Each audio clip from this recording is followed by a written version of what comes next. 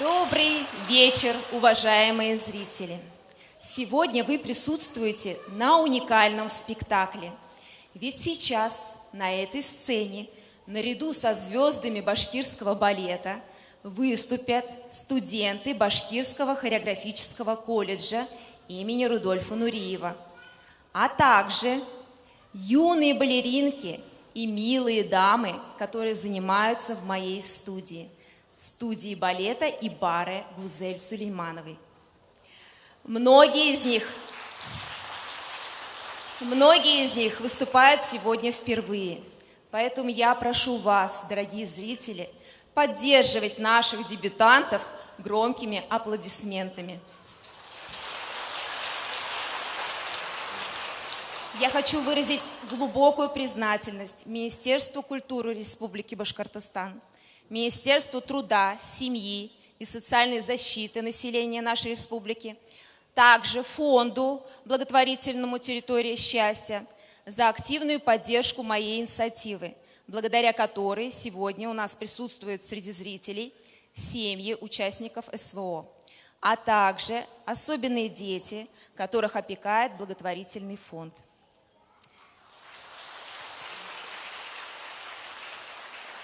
Хочу также выразить огромную благодарность генеральному директору театра оперы и балета Александру Алексееву за предоставленную возможность сегодня нам выступать на самой прекрасной сцене Уфы.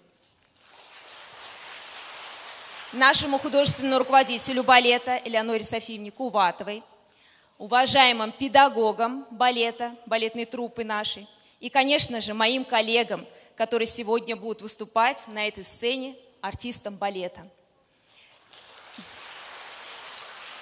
И огромная благодарность всей той команде, которая невидима глазу зрителя, но которая делает сегодняшний праздник.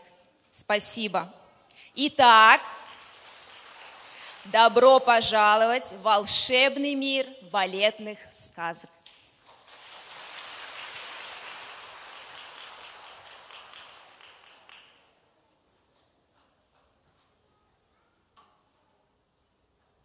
Уважаемые зрители, просим вас на время спектакля отключить сотовые телефоны, не пользоваться видеокамерами и фотоаппаратами. Спасибо за внимание. Приятного вам вечера.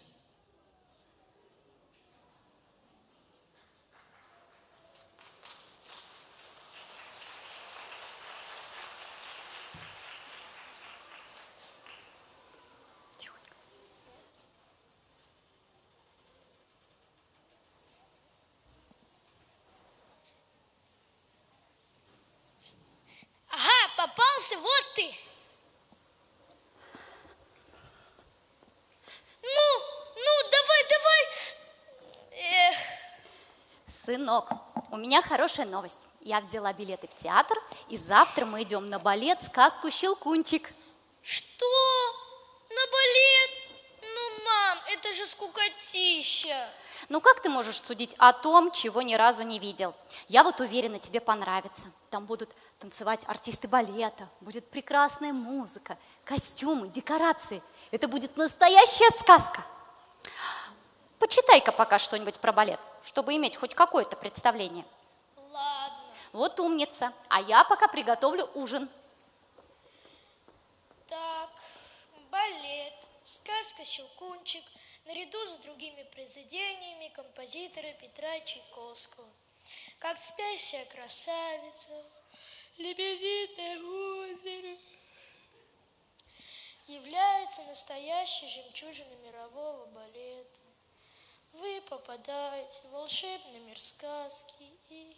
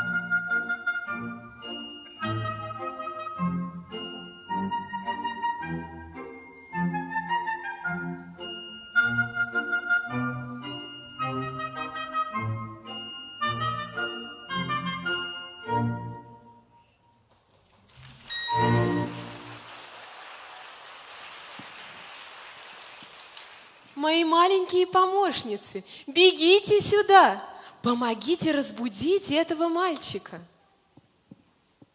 1, 2, 3.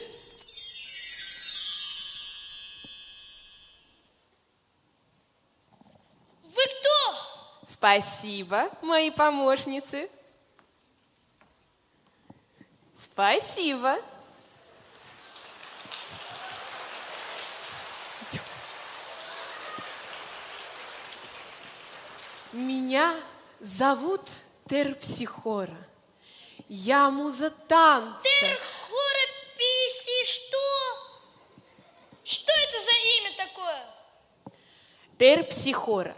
Меня зовут Терпсихора. Я слышала, что завтра ты впервые попадешь в храм искусства. Куда? Ну, в театр ты идешь с мамой, верно? Ну да. А сказки любишь? Конечно, кто ж их не любит? Прекрасно. Тогда позволь мне познакомить тебя с прекрасным сказочным миром балета, чтобы ты смог оценить все волшебство этого удивительного жанра искусства. Ну-ка, отодвинь это кресло. Оно мне мешает.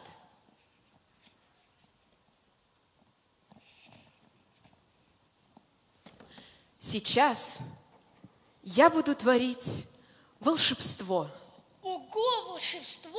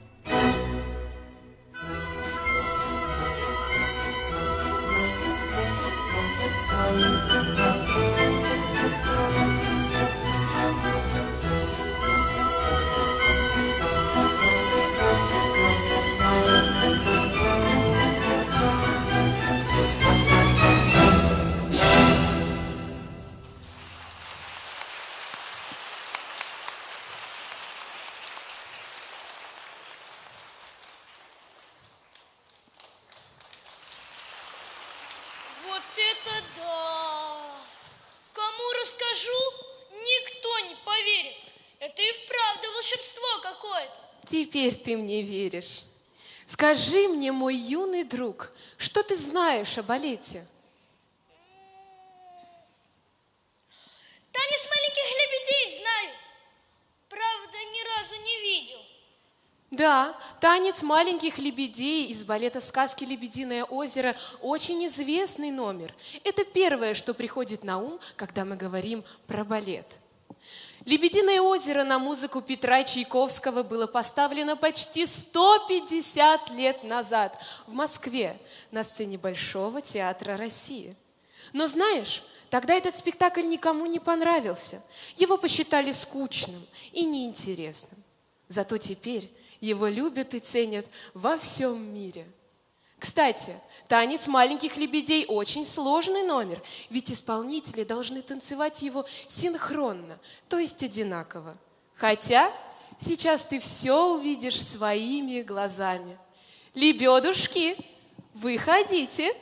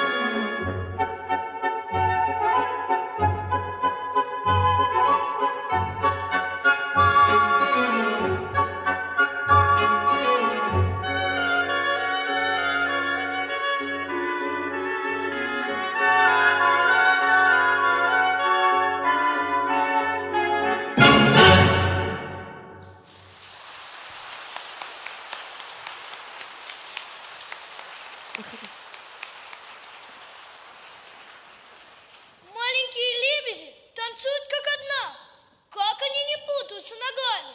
Для того, чтобы достигнуть такого мастерства, артисты балета начинают заниматься в 10-11 лет. Нужно быть очень трудолюбивым и иметь хорошие физические данные. О, у меня есть физические данные.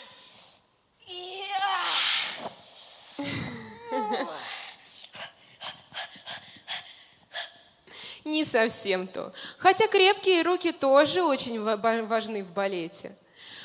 Нужно иметь большую гибкость и растяжку. Ну-ка попробуй сесть на шпагат.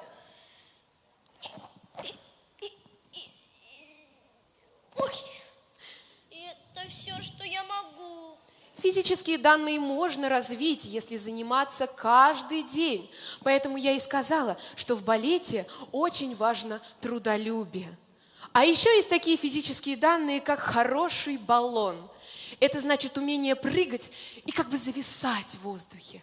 Координация, вращение, хороший шаг. Я могу сделать хороший шаг.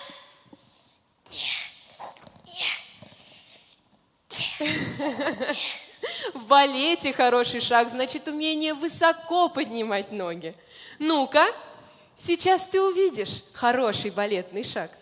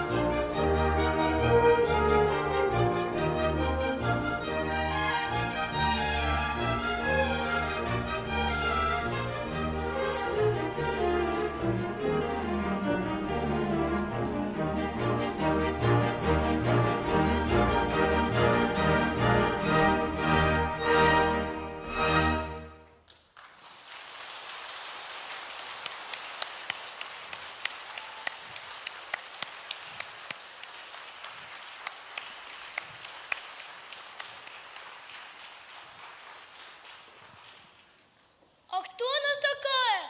Величавая. Из какой она сказки? Это была фея Сирени из балета сказки «Спящая красавица». Именно она помогла принцу найти свою спящую принцессу. А потом он поцеловал красавицу, и та пробудилась после столетнего сна. 100 лет? А мама меня называет Соней, когда я не могу быстро проснуться по утрам. Скажи мне, мой сонный друг, на какую балет-сказку вы с мамой собираетесь? Ну, что-то не припомню. Щелкунчик! Прекрасный выбор для первого знакомства с балетом. А ты знаешь, что после того, как Щелкунчик побеждает мышиного короля, они с Мари отправляются в путешествие по разным странам? Я обожаю путешествия. Хорошо, тогда угадай страну. Там все необычно. Люди пишут иероглифами, едят палочками. Еще там есть великая древняя стена длиной в 21 тысячу километров.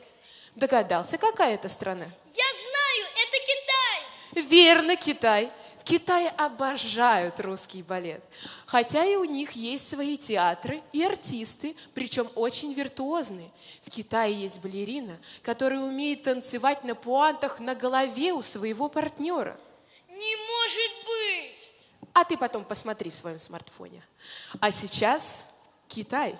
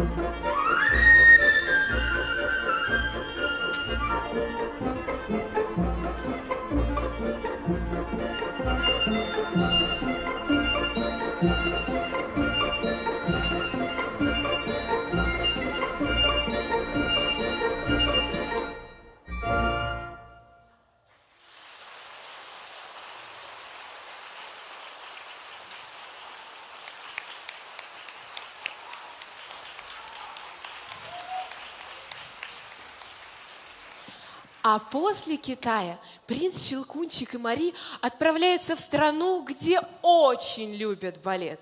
В странах этой страны и в их школах есть даже обязательный урок балета для всех учеников. И даже для мальчишек? Даже для мальчишек.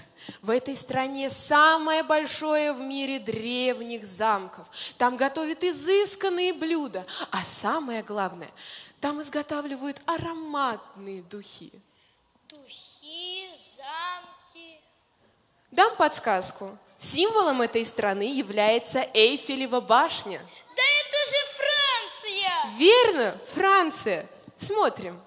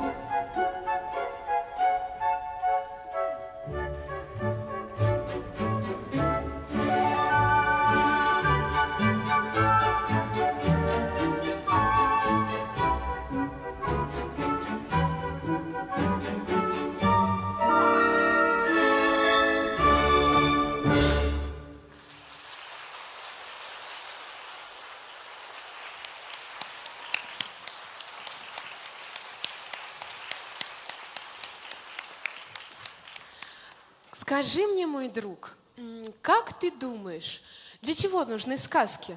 Ну как же, сказка ложь, да в ней намек, добру молодцу урок. Ты абсолютно прав, мой друг.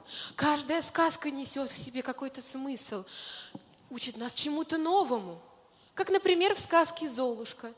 Бедная девушка, несмотря на тяжелую жизнь с мачехой и сестрами, все равно остается доброй и отзывчивой. А самое главное, она никогда не переставала мечтать. Ведь когда очень сильно желаешь чего-то, оно обязательно сбудется.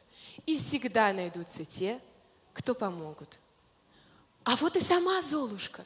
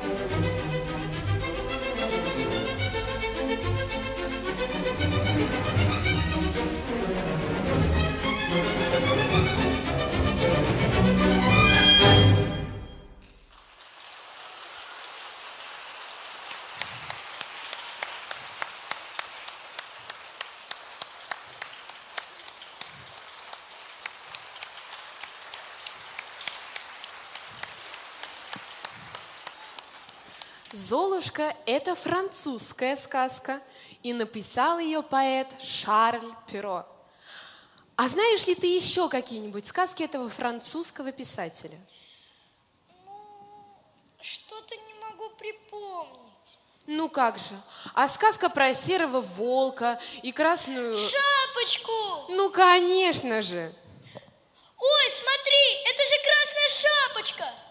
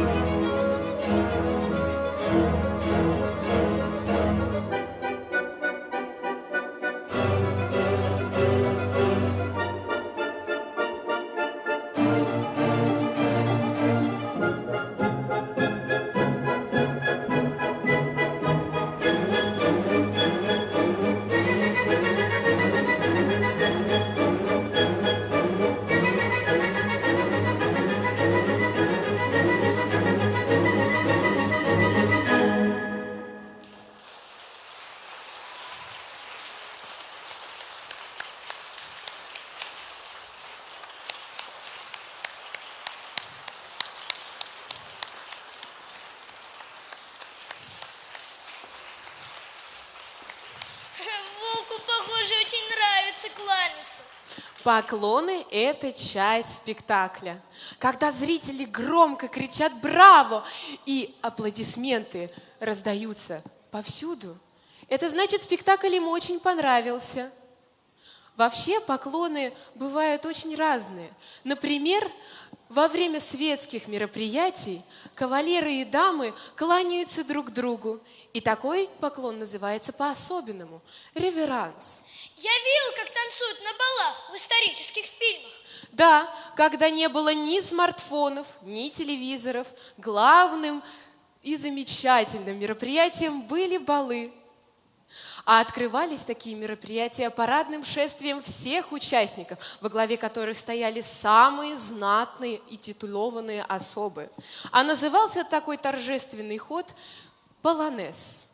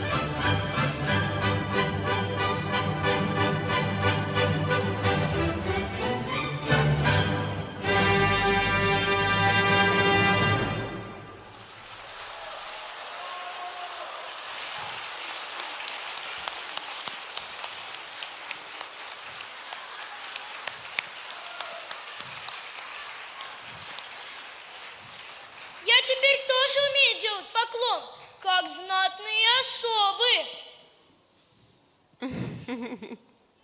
Да, и у тебя прекрасно получается. А знаешь, что поклоны делали не только знатные особы, но и простолюдины, например, после народных гуляниях на национальных танцах. Кстати, такие танцы есть и в классических балетах. И называются они народно-характерные. То есть они показывают характер народа? Народно-характерные? Да, народно-характерные танцы очень оживляют классический балет. Но самые эффектные испанские танцы, они очень виртуозны, зажигательны и динамичны. Хочешь увидеть? Конечно. Señoritas, por favor.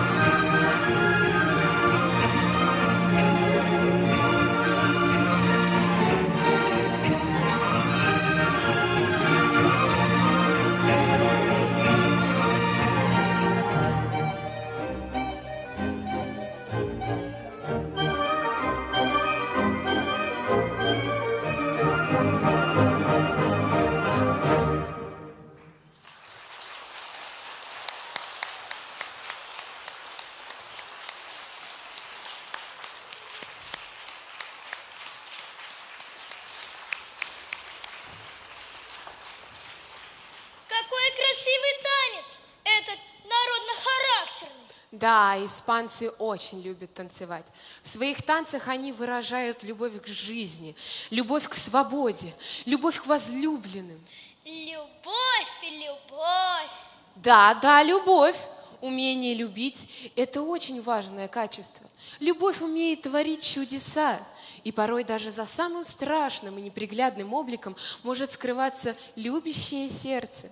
Как, например, в сказке «Аленький цветочек». Настенька попросила своего отца привезти из дальних стран аленький цветочек. А потом ей пришлось жить у чудища страшного. Но чудище это оказалось прекрасным принцем. Смотри, а вот и сама Настенька.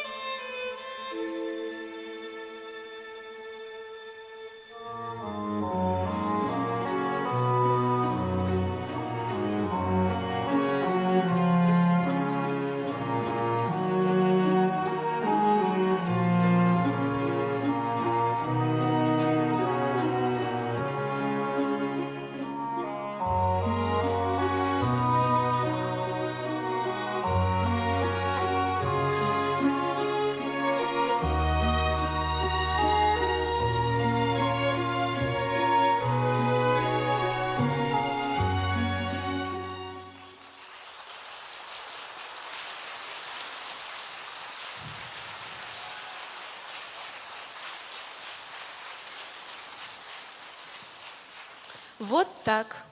Благодаря волшебству аленького цветочка чудище смог найти свою возлюбленную Настеньку. Да уж, в сказках даже цветы необычные. В балетах-сказках цветы не просто необычные, они оживают и умеют танцевать. Как, например, в сказке-балете «Щелкунчик», где цветы танцуют вальс. Он так и называется – «Вальс цветов». Это очень узнаваемая музыка Петра Чайковского. Ты наверняка слышал ее много раз. Не знаю, пока не услышу, не пойму. Сейчас ты не просто услышишь, но и увидишь, как танцуют цветы. Итак, Петр Ильич Чайковский, балет «Щелкунчик», вальс цветов.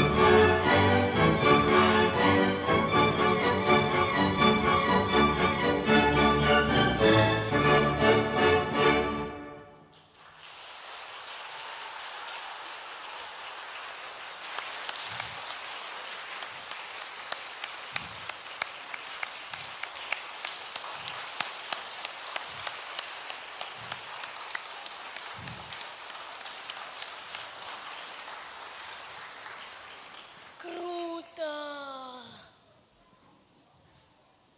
Да, в балетах оживают не только цветы, но и игрушки.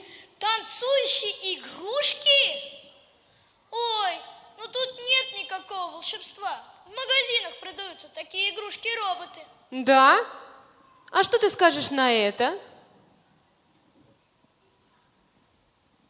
Куколка-балетница. Где-то здесь должна быть кнопка включения. Странно, ничего нет. Я понял, от нее должен быть пульт управления. В балете игрушки оживают с помощью волшебства музыки. Смотри.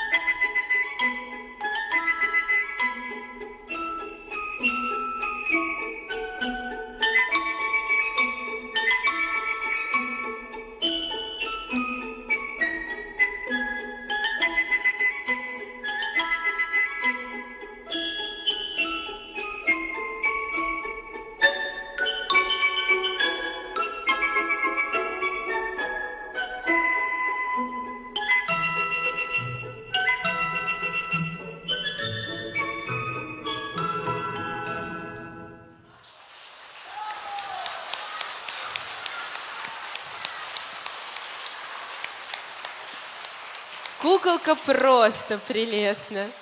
Конечно, это все красиво, но цветочки да куколки, это все как-то для девочек. Да? А что же тогда нравится мальчишкам? Ну, машинки, стрелялки. Я еще люблю страшилки и ужастики.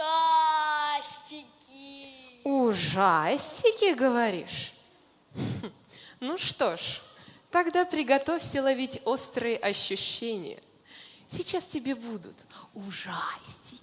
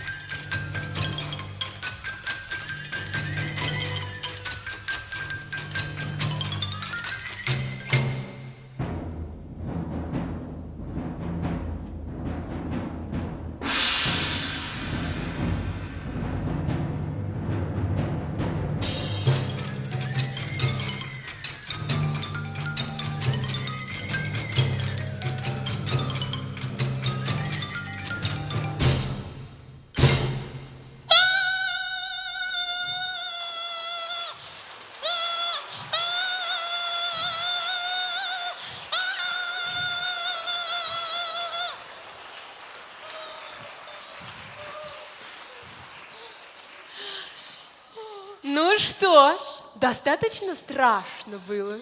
Да, больше не хочу. Откуда взялись эти скелеты? Эти скелеты из детского балета «Том Сойер». До сих пор мурашки. А кто это? Куда мы попали?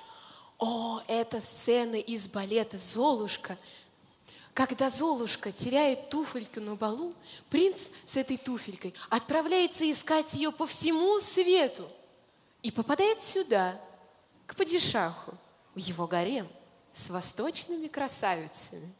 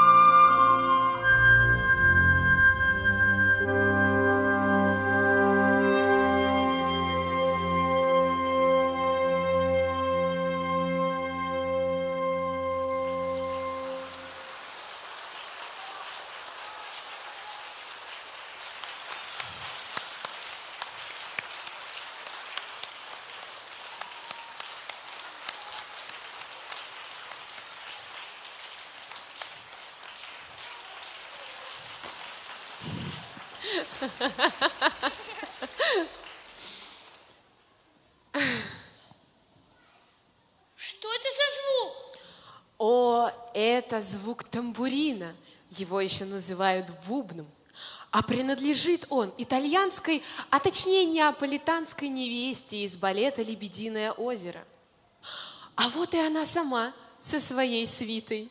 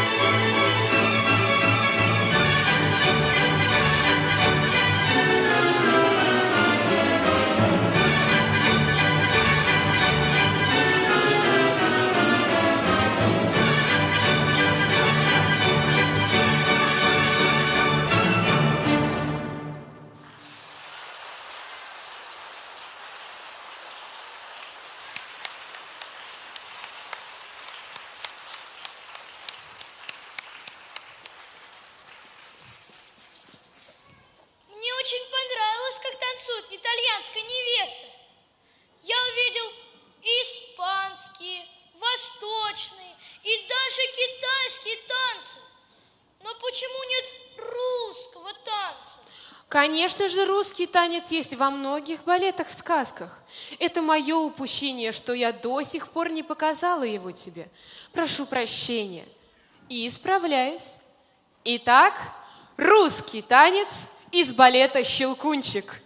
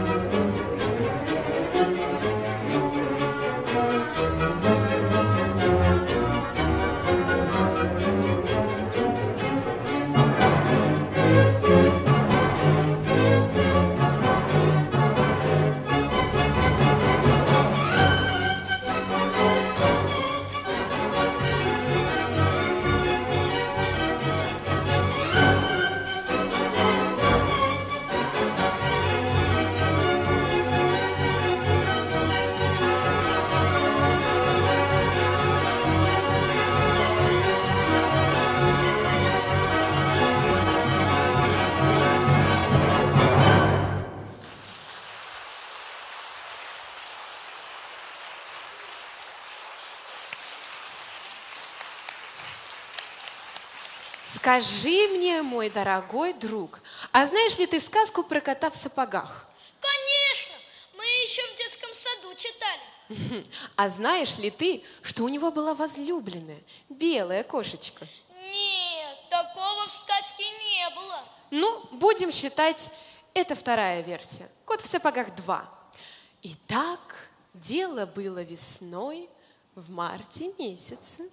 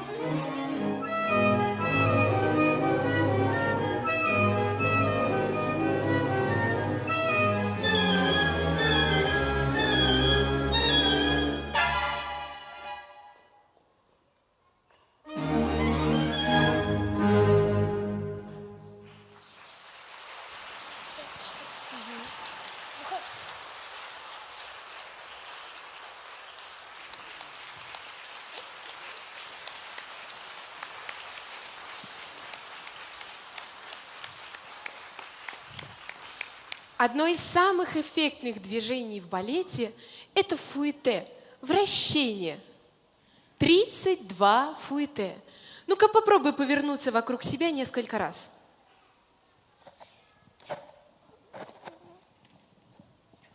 Ой, у меня что-то закружилась голова. Да, я знаю, это непросто. А вот балерины умеют вращаться на одной ноге целых 32 раза. Не может быть! 32 раза? Не веришь? Считай.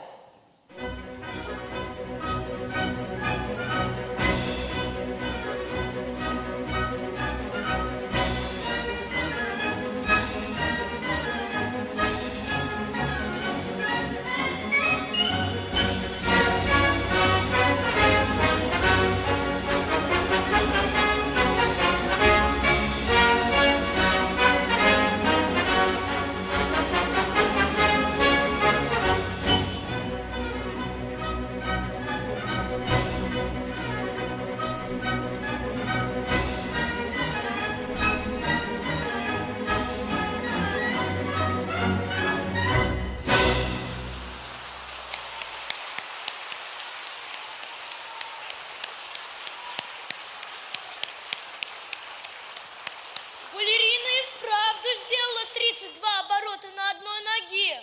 Вот это да! Теперь ты знаешь, как называется это движение. Да, 32 фуэте. Молодец. Вот скажи мне, девушка, балерина, а как же называют мужчину, который танцует балет?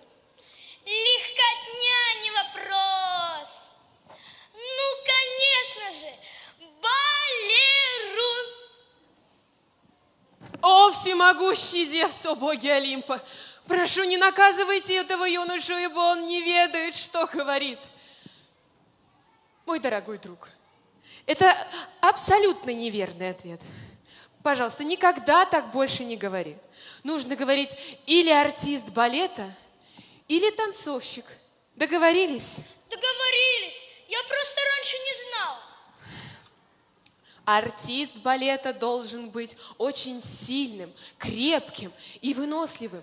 Ведь ему нужно уметь поднять балерину высоко над собой, даже на одной руке. Сейчас ты увидишь адажио из сказки балета «Щелкунчик», того самого, на который ты завтра пойдешь вместе с мамой. Там есть очень много поддержек и эффектных номеров.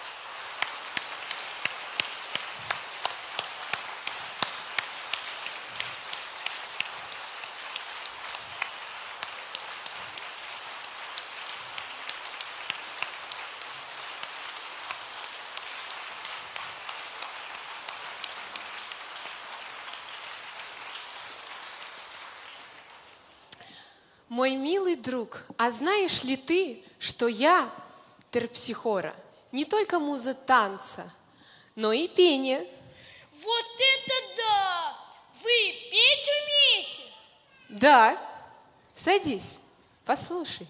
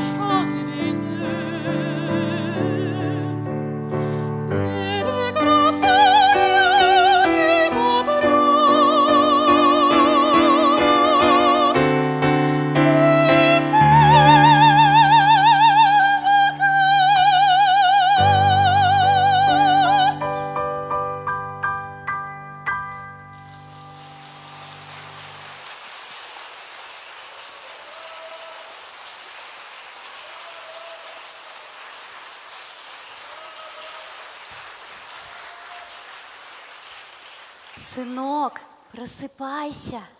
Сынок, просыпайся. Мама!